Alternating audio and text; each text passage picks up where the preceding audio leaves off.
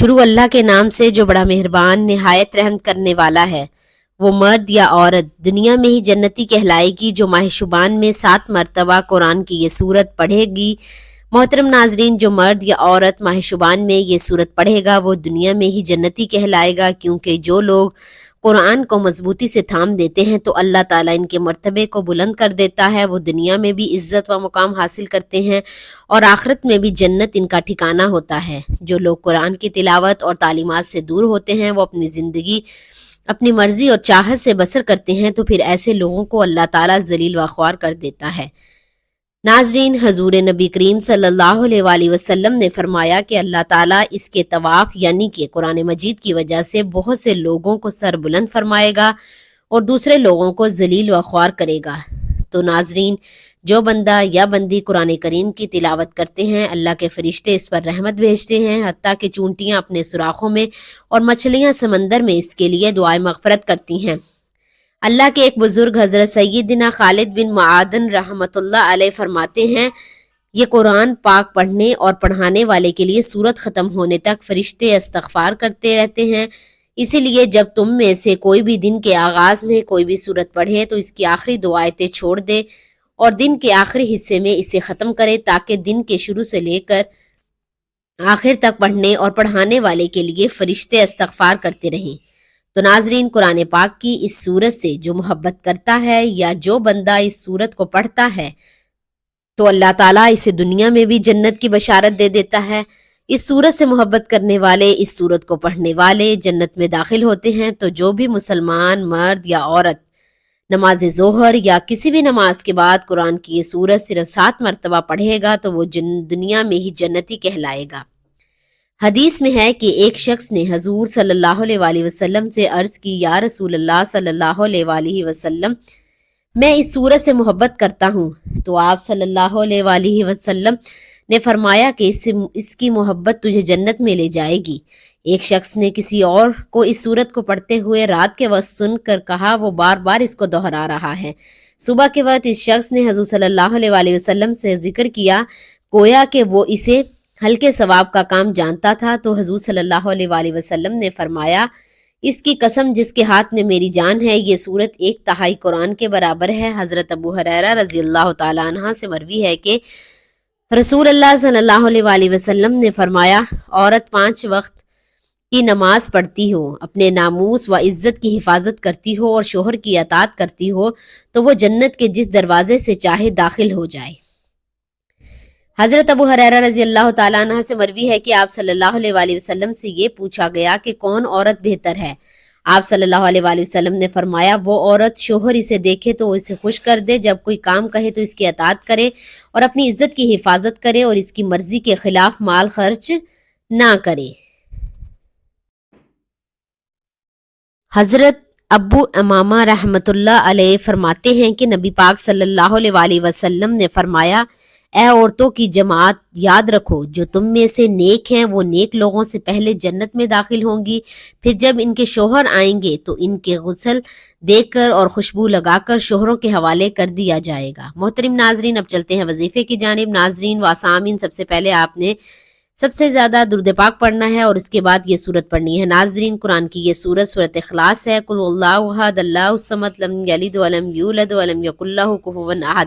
ایک روایت میں حضور صلی اللہ علیہ وسلم نے فرمایا، جو شخص اس سورت کو 10 یا 7 مرتبہ پڑھ لے گا تو اللہ تعالیٰ اس کے لیے جنت میں ایک محل تعمیر کرے گا۔ اس پر حضرت عمر رضی اللہ تعالیٰ عنہ نے کہا، یا رسول اللہ صلی اللہ علیہ وآلہ وسلم، پھر تو ہم بہت سارے محل بنوا لیں گے۔ تو آپ صلی اللہ علیہ وسلم نے فرمایا، اللہ اس سے بھی زیادہ اور اس سے بھی اچھے محلات دینے والا ہے۔ ایک حدیث میں ہے کہ جو شخص اس سورت کو 50 مرتبہ پڑھ لے تو اس کے 50 سال کے گناہ معاف ہو جاتے ہیں۔ سبحان اللہ۔ تو ناظرین، کتنی فضیلت اور اجر و ثواب ہے اس چھوٹی سی سورت کا۔ تو آپ سب سے بھی نماز ظہر کے بعد یا کسی بھی نماز کے بعد یا رات کو سونے سے پہلے کم از کم 7 مرتبہ سورہ اخلاص کو ضرور پڑھ لیا کریں۔ اس سورت کو پڑھنے سے دنیا میں بھی اللہ تعالیٰ آپ کو اجر و ثواب دے گا اور آخرت کی تیاری بھی ہوتی رہے گی۔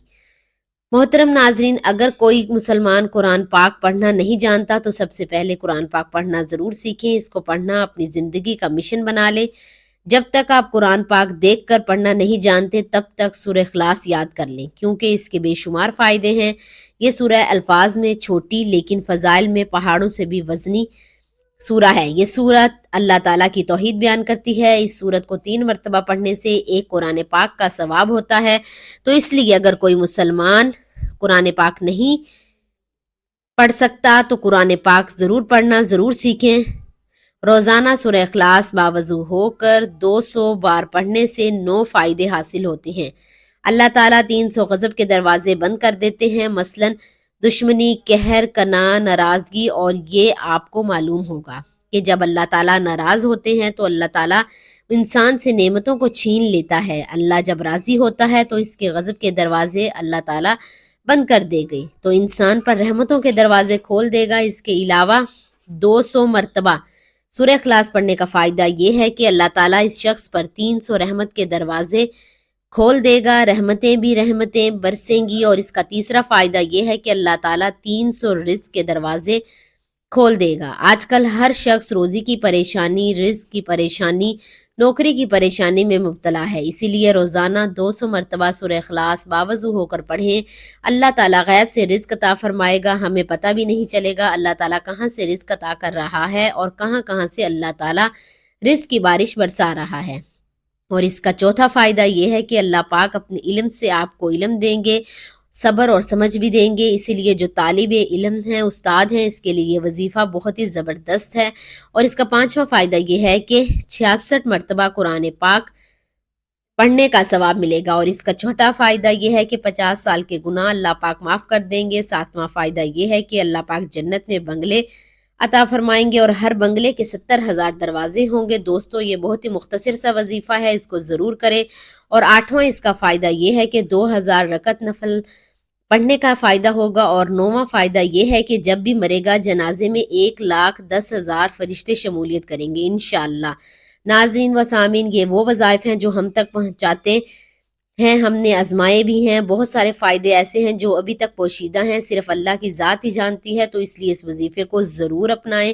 ناظرین اکرام، میری حقیر سمجھ میں آج تک یہ بات نہیں آ سکی کہ موجودہ کھوٹی اور جھوٹی عارضی اور بے معنی زندگی میں انسان ہر لمحہ سرگرداں، ہر پل احکامات ربانی سے روگرداں کیا کچھ کرتا پھرتا ہے، کیوں کرتا پھرتا رہا ہے، اور کب تک اپنی مخلوق مقصد تخلیق و حیات کو بھول کر ان چکروں میں چکر اتارتا لگا رہے گا، اور بھول چکا ہے کہ اس دنیا میں وہ آب حیات پی کر زندہ نہیں ہے۔ اس نے کوچ کرنا ہے اور اپنے پل پل کا حساب بڑے اور کڑے دن کے مالک کو ضرور دینا ہے۔ بلکہ حق تو یہ ہے کہ اگر گناہ کی سزا کے خلاف ہو جائے گا تو چھوٹی چھوٹی خطا کو بڑے سے بڑا گناہ سمجھے گا، تب تک وہ بڑے سے بڑے گناہ کو چھوٹی خطا قرار دیتا رہے گا، نتیجن اپنی دونوں دنیایں برباد کرتا رہے گا۔ گناہ کے گناہ ہونے کی وجہ سے بڑی دلیل اور کیا ہو سکتی ہے کہ اسے چھپ کر کرنا پڑتا ہے۔ جس طرح زہر کھانے سے آپ خود بچتے ہیں، آپ کے ہاتھ سے کوئی چھیننے نہیں آتا، اس طرح گناہ اور بدی سے بھی آپ نے خود ہی بچنا ہوگا۔ حیرت ہے، سود لیتے وقت ہم جس دکاندار سے ایک بار دھوکہ کھا لیتے ہیں دوبارہ اس سے سودا لینے کی غلطی نہیں کرتے، مگر عام روزمرہ کی زندگی میں جو غلطیاں اور گناہ بار بار کرتے ہیں اس سے تو نہ توبہ تائب نہیں ہوتے۔ گناہوں کو اللہ تعالیٰ بدی کا دائرہ مکمل کرنے کے لیے جو مہلت عطا فرماتا ہے وہ اس سے اپنی بچت سمجھتے ہیں، حالانکہ اس عرصے میں دراصل ان پر نیکی کا عمل ساقط کر دیا جاتا ہے۔ کوئی بھی شخص اپنے گناہ اور بدی بدکاری کا تسلیم نہیں کرتا، اسی لیے کہ کسی کو اپنی گندگی سے بو نہیں آتی۔ بظاہر گناہ گار شخص اپنی تمام تر اخلاقیات کو روند کر گناہ کر گزرنے کو اپنی بہادری کا کارنامہ سمجھتا ہے، جبکہ اصل میں یہ اس کے روز حشر کے کڑے اور بڑے حساب سے بچنے والا سہارا ضرور صرف کر دینے کی لاسی حاصل ہے۔ لوگوں کا عقیدہ ہے جنت دوزخ کا تصور محض عقیدہ ہے، حقیقت میں کچھ نہیں، حالانکہ یہ ان کا ذاتی فلسفہ یا فتویٰ ہو سکتا ہے۔ دونوں حقیقتیں اپنی جگہ پر موجود ہیں۔ جنت دوزخ کی مختصر تعریف یہ ہے کہ ہمارا ہر سانس خالق کی جانب سے ایک کرم ہے، جواباً ہمارا ہر سانس ناشکری کا ایک سلسلہ جاریہ ہے، اور یہی گناہ عظیم ہے۔ دنیا میں بھاری ترین عمل نیکی کرنا ہے، جو اس راہ پر آ گیا اسے آخرت میں دوزخ کا کیا خوف۔ اللہ تعالیٰ سے دعا ہے کہ ہم سب کو بہتر سے بہتر عمل کرنے کی توفیق دے اور ہماری زندگی میں جتنی بھی پریشانیاں اور مشکلات ہیں اللہ تعالیٰ اپنے پیارے محبوب کے صدقے دور فرمائے، آمین یا رب العالمین۔ ناظرین، ویڈیو کو لائک اور چینل کو ضرور سبسکرائب کر دینا۔ جزاک اللہ۔